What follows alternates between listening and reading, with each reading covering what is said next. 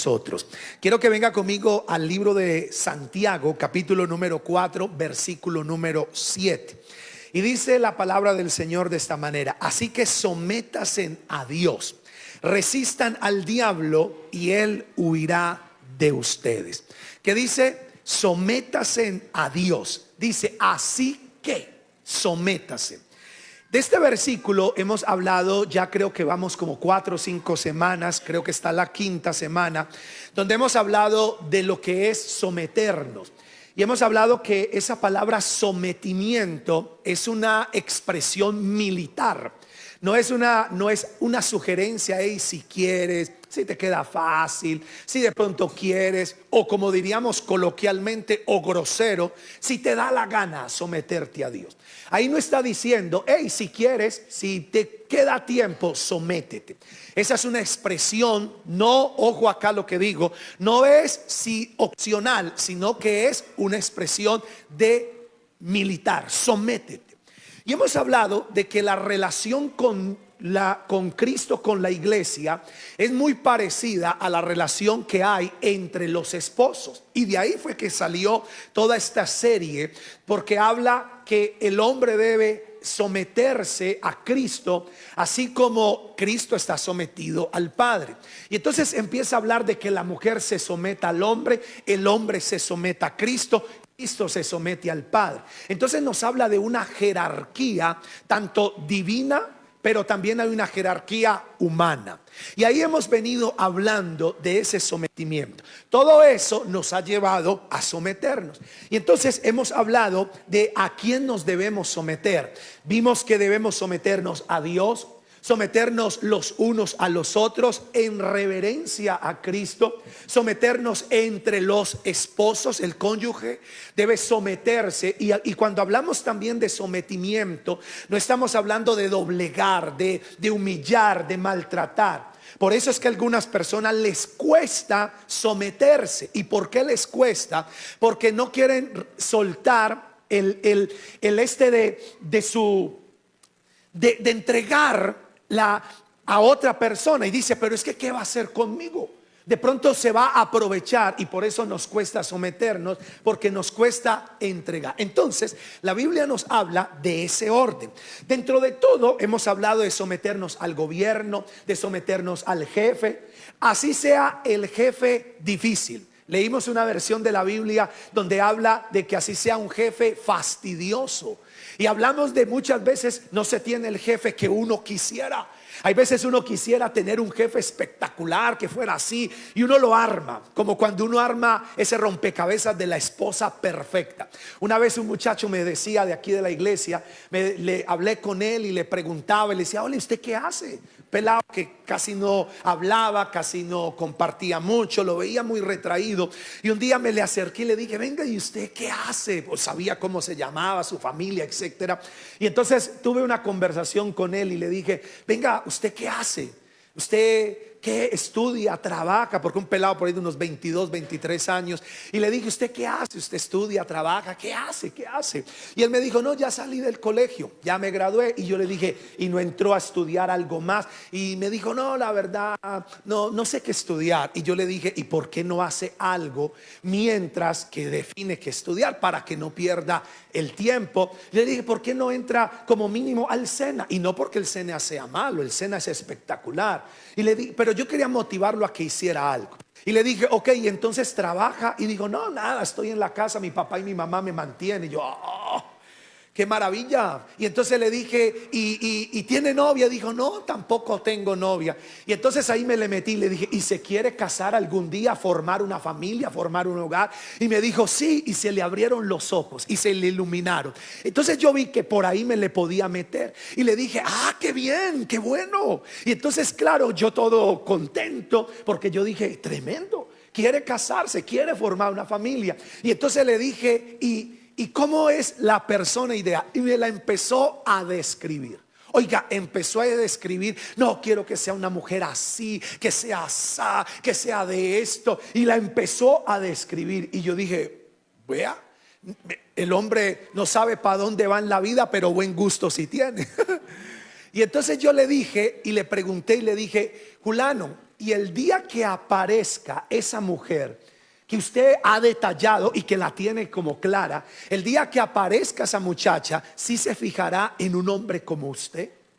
Y ahí vi que el hombre como y yo le dije, porque esa mujer que usted está describiendo, que sea de esta manera, que le guste esto, que haga aquí, que haga allá, ¿cree usted que se va a fijar en un hombre que no estudia, no trabaja, no sabe para dónde va en la vida? Y yo le dije, déjame decirte, mi querido amigo, que de pronto algún día aparecerá esa muchacha, pero no se va a fijar en ti.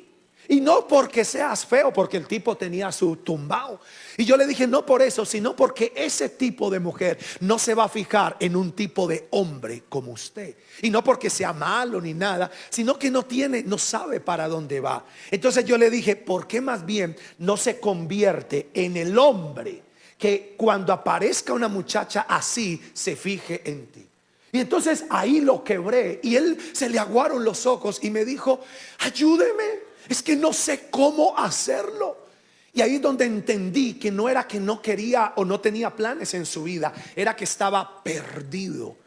Y ahí empecé a hablarle, yo, vamos a someternos, vamos a hacer esto, vamos a trabajar en esta área, vamos acá. Y empecé a ayudarle y le dije, le voy a ayudar hasta donde usted lo permita, hasta donde usted lo quiera. Entonces, para muchos nos cuesta someternos porque creemos que perdemos el control de nuestra vida entregándoselo a otro y que ese otro se va a aprovechar. Por eso la Biblia nos dice y el Señor dice, así que sométase ¿a quién? A Dios. ¿A quién nos tenemos que someter? A Dios. Cuando tú te sometes a Dios, no te va a ser difícil someterte a todo lo que Dios manda, porque nunca Dios va a querer lo malo para ti. Yo siempre veo a Dios como Padre. En la Biblia, es más, en el Nuevo Testamento, a mí me gusta cómo el Señor Jesús mostró al Padre y siempre mostró a Dios como Padre. Se refería a Él, mi Padre que está en los cielos. Mi Padre y yo hasta hoy trabajamos. Mi Padre, mi Padre, mi Padre. En el Antiguo Testamento no se ve a Dios como Padre, se ve a Dios así como Yahweh, como Adonai, Elohim, el que hace temblar a todo el mundo, y todo el mundo temblaba. Pero Jesús nos vino a mostrar a Dios como Padre. Y hay un versículo que me gusta mucho donde dice que si nosotros, siendo malos, sabemos dar buenas dádivas a nuestros hijos, cuánto más nuestro Padre Celestial. Y ahí es donde yo veo que Dios siempre quiere lo mejor para sus hijos. Amén. Es como los padres. Aquí hay muchos papás. Y yo le pregunto a los que son padres o a los que esperan ser padres, ¿cuántos de ustedes anhelan darle lo mejor a sus hijos? Que a sus hijos no les pase nada.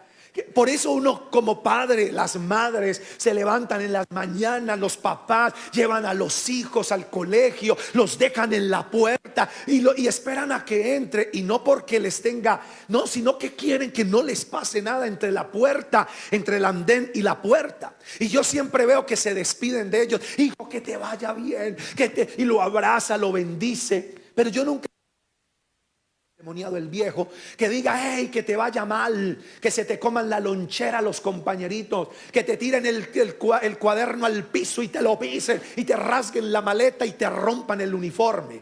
Nadie dice eso. ¿Y por qué? Porque nadie quiere nada malo para sus hijos. ¿Estamos de acuerdo, sí o no? Entonces lo mismo es Dios, y por eso la palabra dice que nosotros siendo malos queremos darle buenas cosas a nuestros hijos, cuanto más nuestro Padre Celestial. Entonces por eso dice, así que sométase a Dios. No les dé miedo someterse a Dios, no le dé miedo someterse a Él, porque Él siempre va a ser. Entonces ya vimos y hemos hablado mucho del sometimiento, a quién someternos, por qué someternos, cómo someternos y la bendición que hay, los beneficios que recibimos.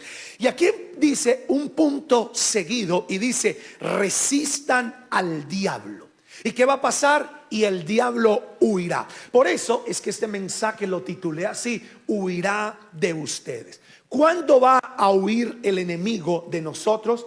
Cuando, número uno, lo resistimos. ¿Y por qué lo resistimos? Porque estamos sometidos a Dios. Nunca vamos a poder resistir al enemigo si no estamos sometidos a Dios. Y nunca el enemigo huirá de nuestras vidas, de nuestra casa, si no lo resistimos, si no nos sometemos. ¿Estoy siendo claro hasta el momento, sí o no? Entonces, ¿qué es resistir? Resistir es oponerse firmemente o mantener la posición. Resistir no es pelear. Algunas personas creen que resistir al enemigo es gritar y patalear y hacer cosas, pero en su fe están fallando. Y la palabra resistir, de donde viene, es ponerse firme. ¿Se acuerdan ustedes en el ejército o en muchos lugares cuando le dicen a la gente firme? Y usted se tiene que parar firme y se para firme. Porque ¿qué pasa cuando usted está por ahí así mal parado, desguarambilado, como dicen? Y entonces usted está por ahí, viene alguien y lo empuja y usted ¡ole! Y hasta lo tumba. Y algunos dirán, ay, pero este como es de debilucho, de frágil. Y dice, no, es que no me cogió firme. Es que no me cogió en un momento donde esté aquí bien, en buena posición. Entonces ahí es donde dice, firme ahora. Entonces dice, ahora venga, inténteme a tumbar, inténteme a empujar. Y uno, ¿y qué cambió? Que estaba como firme. ¿Sí o no? Firme.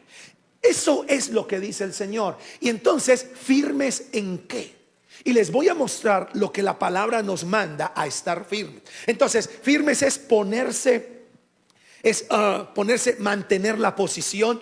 No es, ojo acá, atacar con nuestras fuerzas, sino permanecer inamovible en la verdad. Primera de Pedro, capítulo 5, versículo 8 y versículo 9. Dice el Señor, el apóstol Pedro, de esta manera. Dice, practiquen el dominio propio. ¿Qué hay que practicar? El dominio propio. El dominio propio. ¿Qué es dominio propio? Es tener yo la capacidad de no dejarme dominar, de no dejarme mover por ninguna otra cosa.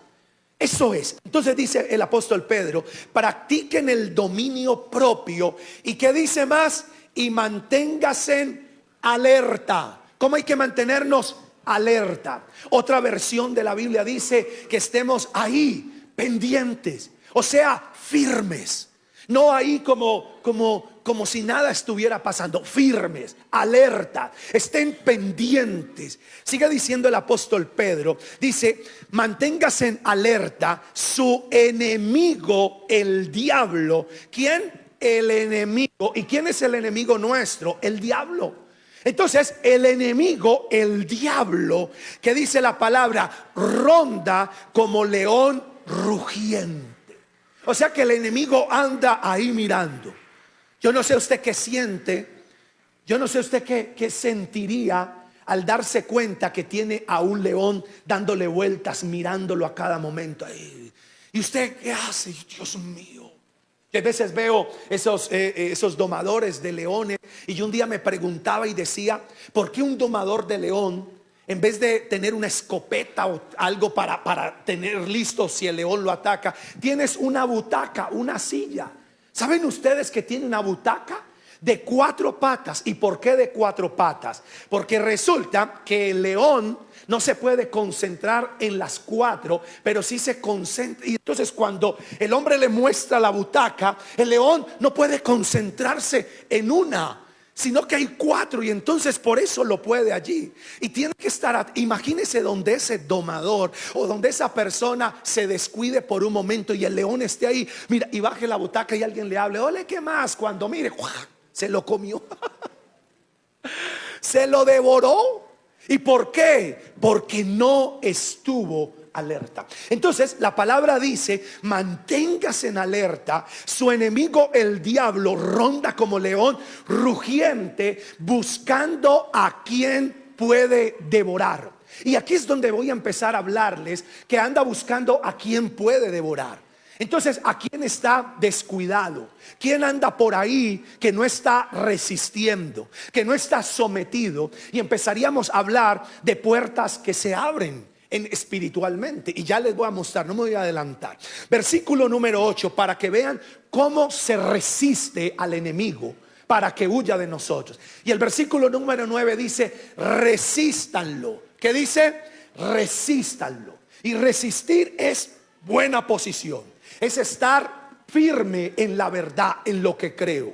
No es dudar, porque muchos, y ese es el problema de muchos cristianos, que empezamos a dudar, que decimos soy hijo de Dios, pero nos pasa algo y decimos, pero ¿por qué Dios no me ayudó en esto? ¿Será que Dios sí me escucha? Y empezamos a creer y a dudar de que Dios nos oye, o empezamos a dudar de que somos hijos de Dios, empezamos a dudar si de verdad es la palabra de Dios, y entonces empezamos a dudar, y ahí es donde viene lo peligroso. Y por eso dice: resístanlo. ¿Cómo? Manteniéndose firmes en ¿qué? En la fe. ¿Y qué es la fe? Es la certeza de lo que se espera, la convicción de lo que no se ve. ¿Cómo vamos a resistir al enemigo? Firmes en la fe. Amén. ¿Cómo lo vamos a resistir? Diga conmigo: firmes en la fe. ¿Y qué es eso? ¿Qué es firme en la fe? En lo que he creído. Firmes en la palabra, firmes en el plan de salvación, firmes en que el Señor nos perdonó, firmes en que el Señor tiró nuestros pecados y nunca más se vuelve a acordar de ellos, firmes en que el Señor vuelve por segunda vez, firmes en que el Señor oye nuestra oración cuando nosotros clamamos a Él. ¿Cuántos dicen amén a eso? Entonces, firmes, no sin dudar. Por eso no podemos dudar, porque el que duda es como las olas del mar, que se las arrastra el viento. Hoy cree, mañana no. Y una de las cosas que yo le he pedido al Señor es siempre mantener la fe. Y esa fe de creer, esa fe de saber que Dios está allí. Entonces al enemigo se resiste firme en la fe. Por eso cuando el diablo ve a alguien que no se mueve, a alguien que está ahí en su posición, que aunque le pase lo que le pase, aunque vengan pruebas, vengan dificultades, vengan tribulaciones, o no solamente tribulaciones. Hay un video que yo no sé si es una película, pero es un pequeño video que sale por ahí en las redes, y a mí me gusta tanto. Cada vez que me sale yo lo veo, porque ese video me gusta, y es de una mamá que está en un lugar de ancianos, así como el que estuvimos ayer sábado, en el hogar del anciano. Y es una mamá que está en un lugar de ancianos y va un hijo a saludarla y a visitarla. La señora, por lo que veo en el video, lo digo, no sé si es una película porque nunca me he detenido a mirar de dónde sale. No sé si es creado por la IA, creo que no es de IA. Pero la señora está perdida porque tiene Alzheimer. Y entonces la señora está ahí perdida, no sé si lo han visto, y está perdida, y la señora con su mirada perdida, y está el hijo a un lado, bien vestido el hombre, con traje, con esmalte. Se ve que le va bien la película. Y entonces el hombre le empieza a hablar a la mamá, y la mamá así con su mirada perdida de Alzheimer, ahí perdida, le empieza a hablar y le dice: tú eres la mujer más buena que yo he conocido en toda mi vida. Tú eres la mujer más noble que jamás en toda mi vida he conocido. Y empieza a hablarle y a decirle: tú eres la mujer que ha orado toda su vida y ha confiado en Dios. Eres la mujer más buena que he visto y conocido en toda mi vida. Y le dice: pero sin embargo, mírate dónde estás. No sabes ni siquiera en el lugar en el que estás. No puedes ni siquiera reconocer a tu familia. Y empieza a decirle como: tú eres la mejor persona, pero mira dónde está. Y le dice: y mírame a mí. Mírame que no soy tan bueno como tú, ni he sido tan noble como tú, ni he sido un hombre de fe, ni nada como tú. Mírame a mí. Y en medio de su laguna perdida de Alzheimer, contesta la mujer y le dice, y le habla y le dice estas palabras. Cuando le dice: pero el enemigo no siempre va a traer pruebas, porque hay veces te va a tener en comodidad, para que en medio de tu comodidad no tengas la necesidad de buscar a Dios, de buscar al Señor. Porque no siempre van a venir pruebas, enfermedades. Hay veces van a venir comodidades. Hay veces van a venir cosas muy buenas, y es para probar si tú para darte cuenta y entretenerte y no buscar a Dios. Y en eso no vas a sentir la necesidad de buscar a Dios. Wow. Y el hombre se queda como, y yo también me quedo así, porque es increíble, es tremendo. Entonces la palabra dice que lo resistamos firmes en la fe. Y dice, ojo acá, sabiendo que sus hermanos en todo el mundo están soportando la misma clase de sufrimientos. Entonces, ¿cómo se resiste al enemigo para que huya de nosotros? Diga conmigo, firmes en la fe. Entonces la resistencia requiere de algo que es sobriedad espiritual. No esa borrachera espiritual. Y no estoy hablando de embriaguez, no. De esa sobriedad, de tener claro, de saber para dónde vamos. Entonces, para poder resistir, esa resistencia requiere que seamos sobrios espirituales. Que tengamos una sobriedad, que sepamos que hay una lucha, que hay algo que está por sacarnos, pero tenemos que ser sobrios en eso. Y es muy importante. Entonces la resistencia viene con la palabra de Dios, algo que llama colocándonos la armadura de Dios. Efesios capítulo 6 versículo 11 dice de esta manera, y leo la versión en la TLA, y dice aquí, dice, póngase en toda la armadura de Dios, el yelmo de la salvación, la coraza de justicia, el cinto de la verdad. Y ustedes se van a dar cuenta que todo eso tiene que ver con mucho de la justicia, de la verdad, de la fe, etcétera. Dice, póngase en toda la armadura, protéjase con toda la armadura de Dios. Dice que Dios les ha dado, y así podrán resistir ¿a quién? Los ataques del enemigo. Entonces de aquí viene la expresión de los soldados. Y acuérdense que estamos hablando de que someterse es oiga bien esto, es una posición militar, de estar listos, de estar armados, de estar con la armadura para poder resistir al enemigo. Amén, iglesia. Entonces mucha gente dice, pastor, ayúdame a orar porque el enemigo se metió en mi casa. Y yo digo, ¿y para qué lo dejó meter? ¿Para qué lo dejó meter? Ay, no, sáquelo, ayúdeme, óreme. ¿Para qué lo dejó meter? Y entonces ahí donde uno empieza a hablar, resístalo. ¿Y cómo lo hago? Firme en la fe. Revístase de la armadura de Dios. O sea que esté ahí, listo. ¿Sí o no? Hay un dicho popular que dice que soldado avisado no muere en batalla, no muere en guerra. El problema, ¿sabe cuál es? Es que nosotros nos vamos olvidando. Se nos va olvidando que hay un mundo espiritual que quiere desviarnos a toda hora, y que el enemigo va a usar cosas. Entonces dice, protéjanse con la armadura de Dios que les ha dado, y así resistan los ataques del diablo. Aquí es donde vemos la necesidad de algo que es estar plantados en la iglesia, plantados en la casa de Dios. Nosotros algunas personas tienen fe para asistir a la iglesia, pero no tienen fe para estar plantados en la iglesia. Y cuando hablo de la iglesia, hablo de la casa de Dios, estar plantados. Y algo bien importante y bien interesante es eso. No solamente es tener la fe para asistir, es para servir.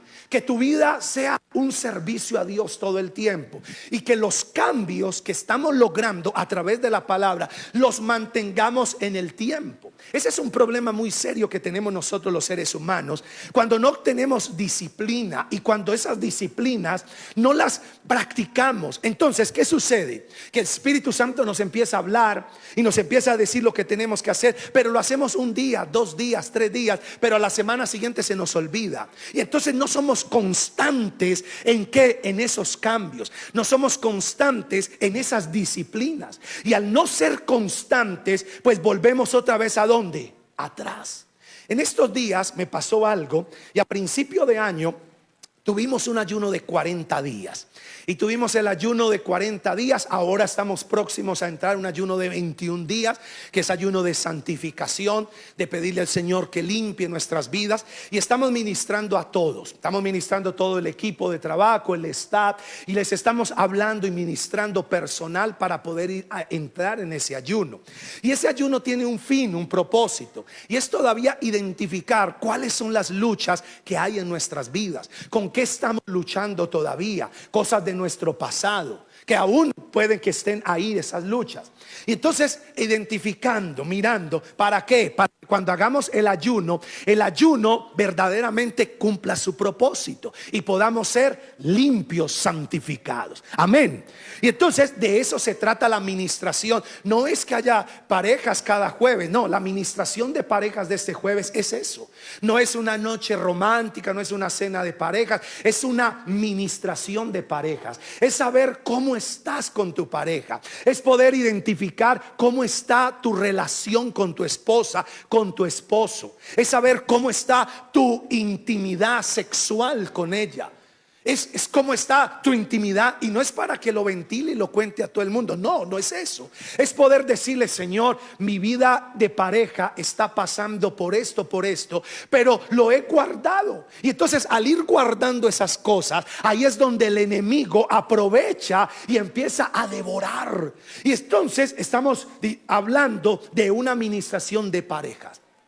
Como va a ser de hombres, de mujeres, etcétera. Y todo es para llegar a ese punto de limpiar, de santificar, de poder empezar a resistir. Y hemos dado cuenta que muchas veces hay personas que aparentemente todo está bien, que uno los ve y les pregunta: ¿cómo está? No, todo bien. Pero cuando empezamos a ahondar, no está todo bien. Pregunto: ¿hace cuánto no haces el devocional? Ay, la verdad, hace 3 semanas. ¿Hace cuánto no oras? Ay, no, hace días no oro. ¿Hace cuánto tal cosa? No, tal esto. Y tenemos que entender que sin oración, sin palabra de Dios en nuestras vidas, vamos a estar débiles y vamos a ser presa fácil del enemigo. Entonces, tenemos fe para asistir, pero no fe para servir. Tenemos fe para asistir, pero no para estar plantados. Perdón.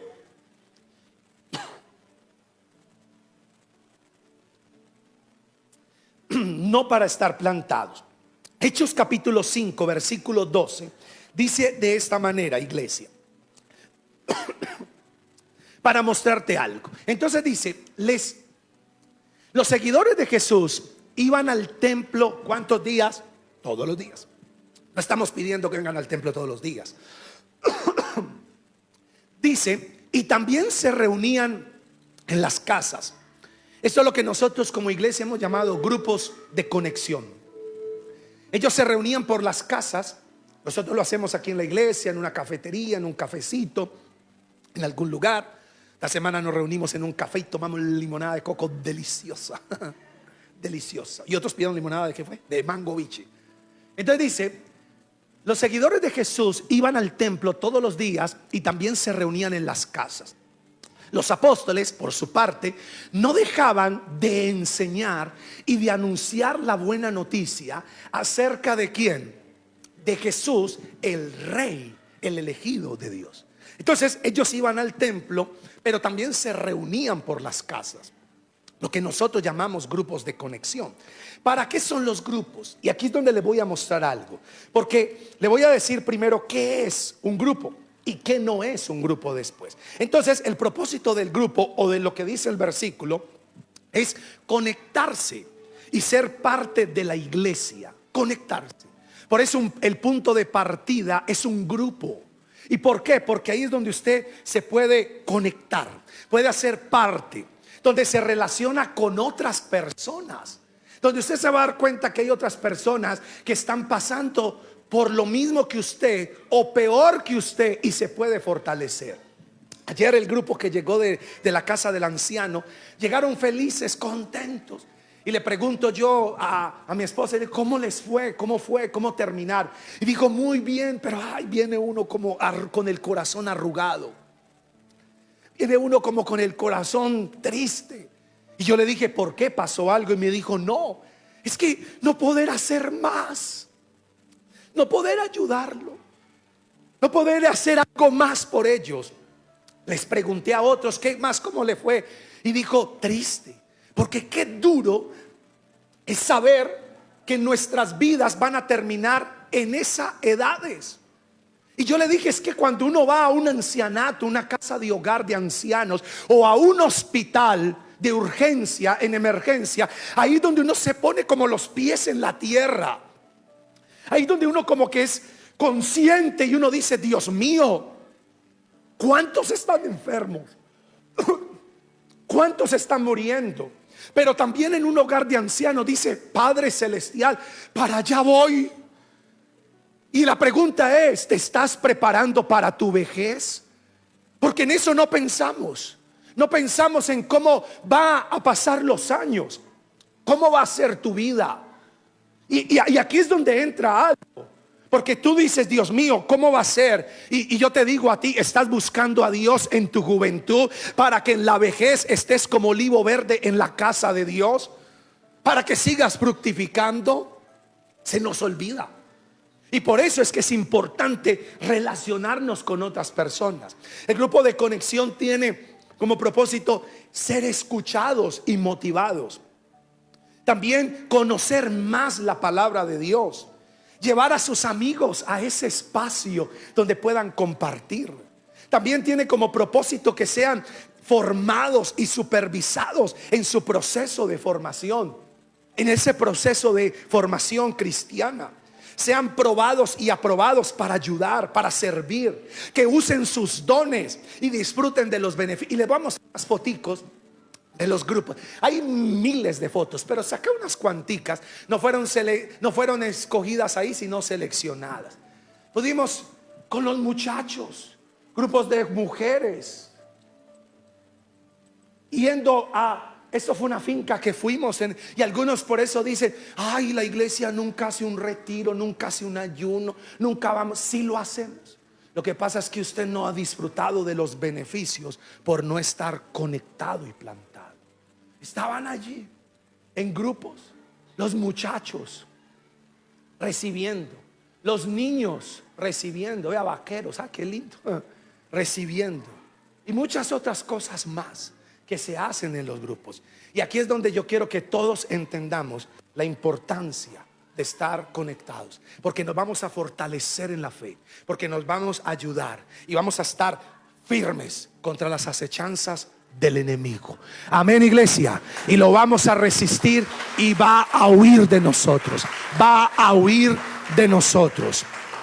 Ahora, ¿qué no es un grupo de conexión? Un grupo de conexión no es un culto más. Porque la gente dice, ay, pero ¿por qué no hacen culto allí? Yo quiero. No, el grupo de conexión tiene ese fin, ese propósito.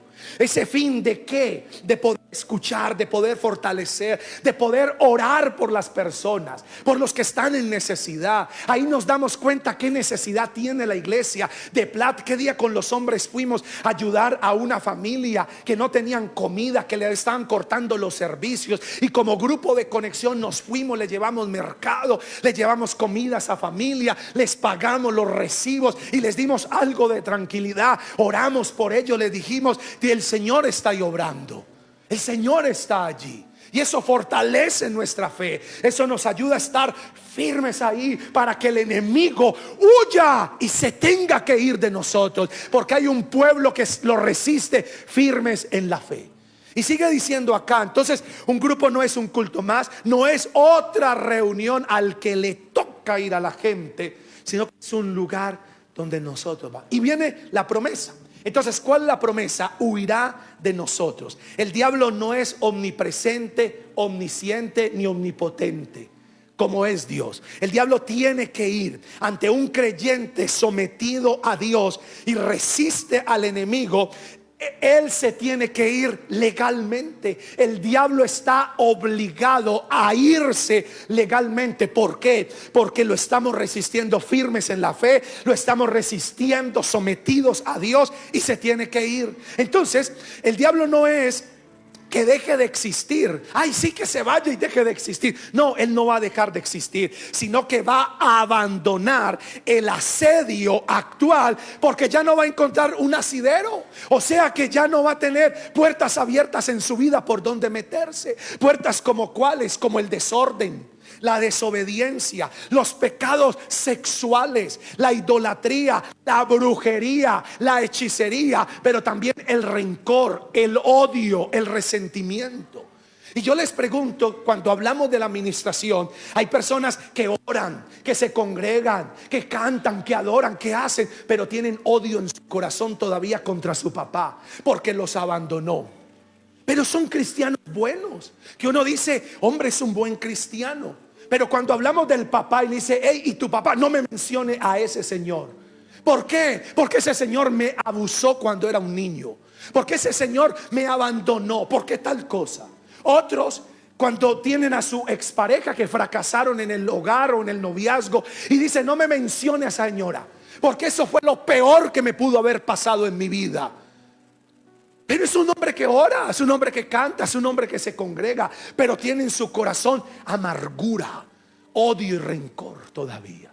Y ahí es donde el enemigo se aprovecha, y por eso nos cuesta resistir firmes en la fe, para que huya de nosotros. Y lo que Dios quiere hacer con nosotros es que sanemos el corazón. Dentro de nuestro proceso de formación hay una parte que se llama 12 pasos para una sanidad total. Y es un proceso de 3 meses de sanidad total. Y el primer paso es sanidad de las ataduras espirituales, del ocultismo, pero también sanidad de todos esos mantos que hemos recibido de autoridades que nos han maldecido.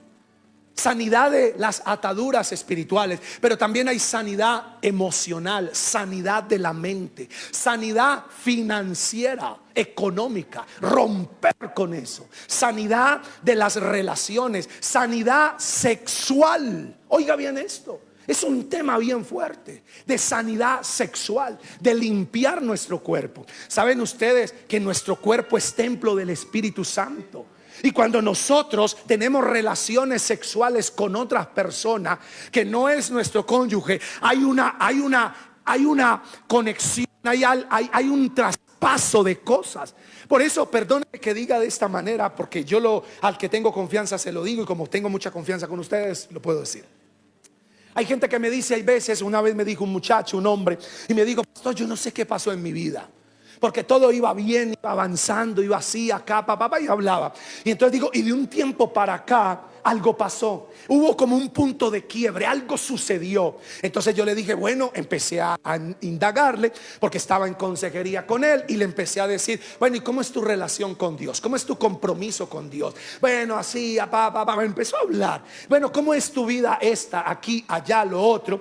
Descubrí que no era muy constante con Dios, su relación con Dios no era muy activa, no era muy comprometida. Entonces pasé a otra pregunta y le dije, venga, entonces con qué, perdónenme las mujeres y todos, ahí fue donde le dije, porque tenía confianza, y le dije, entonces con qué loca se acostó que le transmitió todos los demonios. Se quedó mirando, y yo vi que y se tragaba la lengua y no sabía qué decir. Y me dice, ¿y por qué me pregunta eso? Y yo le dije, porque algo pasó. Y él en un momento dijo, no, que hasta que se le aguaron los ojos. Digo, sí, la verdad es. Y eso me está matando por dentro. Y yo le fui infiel a mi esposa, a mis hijos. Y yo le dije, ¿eso cuándo fue? Y dijo, tal época. Y yo le dije, fue el mismo día que empezó. Y dijo, sí. Y el tipo es un tipo grandote y empezó a llorar. Dijo, sí, la embarré. Y me dice, ahí no estoy funcionando en el trabajo, no estoy funcionando acá, se me desgobernó la vida, tal cosa. Y ya no aguanto más. Ya no aguanto más. Y yo dije, sí, ve, hay cosas. Entonces muchas veces queremos que Dios nos resuelva la vida sin abrir el corazón. Queremos que el diablo se vaya de nuestra casa, deje nuestro matrimonio tranquilo, deje nuestros hijos tranquilos, pero no lo resistimos. No estamos firmes en la fe, no estamos ahí comprometidos con el plan de Dios.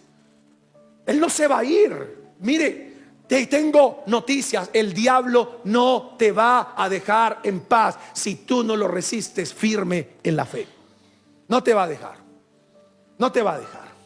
Entonces tenemos que tener cuidado. Ordenemos la vida desordenada, ordenemos la economía. ¿Cómo es tu economía? Hay gente que le debe a todo el mundo y dice: pastor, debo mucho. ¿Y qué va a hacer? No sé. Pues primero, ¿cuánto debe? Empecemos por ahí. Empiece a ordenar su vida, empiece a organizar. Estoy siendo claro. Y hay algo que se llama la lujuria. Y resulta que la lujuria, y en este punto es muy importante, porque muchos alimentan la lujuria. La lujuria es un deseo intenso, desordenado y egoísta de naturaleza sexual. La Biblia advierte que la lujuria ataca a las personas, las aparta de la santidad, rompe su corazón, los aleja de la relación con Dios pura y sincera con Él. La lujuria está orientada únicamente a buscar placer carnal, pero no hay nada más terrible que destruya y que dañe como la lujuria. Y muchos la alimentan. Y por eso, perdóneme, es que muchos hombres están perdiendo su masculinidad. Y no estoy hablando aquí de sexualidad, de deseos sexuales desviados. Están perdiendo su masculinidad, porque la lujuria está destruyendo al hombre varonil, al hombre protector, al hombre líder de su casa, al hombre que se para firme a defender su familia y sus hijos. Y la lujuria está ahí, está dañando, porque está carcomiendo y está destruyendo. Y por eso es que muchas veces no podemos resistir al diablo y no se va. Y ya con esto termino y los dejo para que oremos. En Romanos capítulo 16 versículo 20 dice la palabra de esta manera: muy pronto. ¿Cuánto? Muy pronto. Diga conmigo: muy pronto. Muy pronto el Dios de paz. ¿Quién? El Dios de paz, el Señor Jesucristo, nuestro Dios todopoderoso. Muy pronto, iglesia, créame que muy pronto el Dios de paz. Pero ¿qué hay que hacer? Someternos, resistir. ¿Qué hay que hacer? Perseverar. No se desvíe, no se aparte. Yo hay veces cuando no quiero orar, cuando no quiero nada, yo sin embargo me levanto. Y hay veces estoy tan agobiado por cosas que no encuentro palabras, pero yo no puedo perder mi comunión. Y me tiro de rodillas. Y si me estoy quedando dormido porque me paro y empiezo a andar. Y si no soy capaz de adorar, pongo alabanza, lo que sea, pero hago algo, porque sé la lucha que hay. Entonces dice: muy pronto el Dios de paz aplastará a Satanás bajo la planta de los pies de ustedes. ¿Cuánto lo pueden creer? Al adversario muy pronto lo aplastará.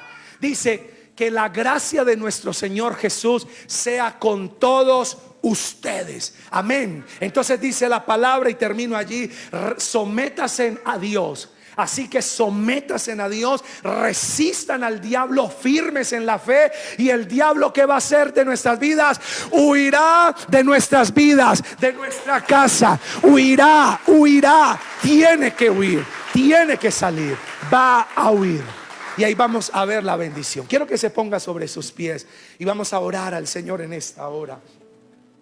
Y le vamos a decir al Señor. Y quiero que por un momento usted piense: ¿qué luchas hay en su vida?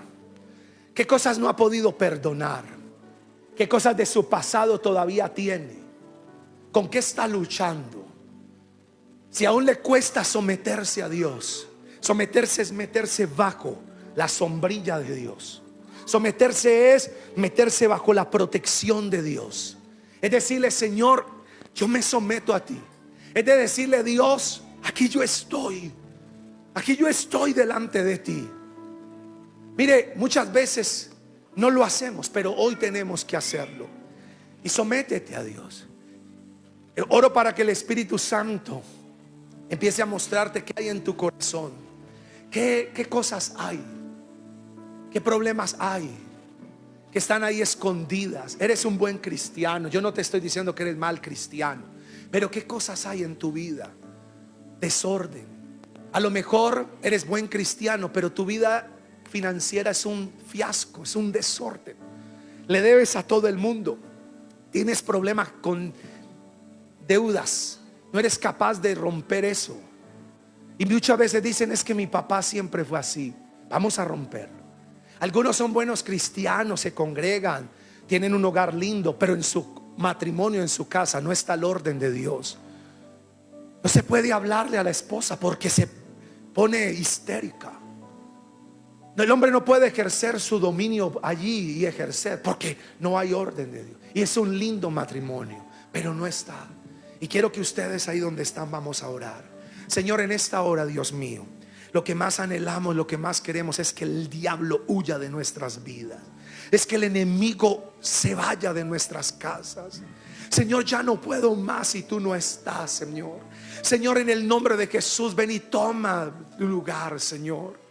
Te lo pido en esta hora en el nombre de Jesús de Nazaret, Señor. Y vamos a decirle al Señor que ven y toma ese lugar en mi vida. Ya no puedo más si tú no estás. Vamos a ejercer el dominio propio. Vamos a vencer la lujuria. No alimentes la lujuria. Muchos que van al gimnasio van sí a hacer ejercicio, pero van a mirar a las muchachas, a mirarle sus curvas y alimentar la lujuria. Y por eso es que no van, no salen del gimnasio. No porque quieran hacer ejercicio, sino que quieren alimentar la lujuria. Que los vean, mostrar cuántas cosas tienen. Y lo que están haciendo es alimentando la lujuria. Y los está dañando, los está destruyendo al hombre varonil. Está destruyendo. Y hoy el Espíritu Santo quiere que tú entiendas que está destruyendo tu vida, que el diablo no se va de tu casa. Dígale, si vamos a adorarle.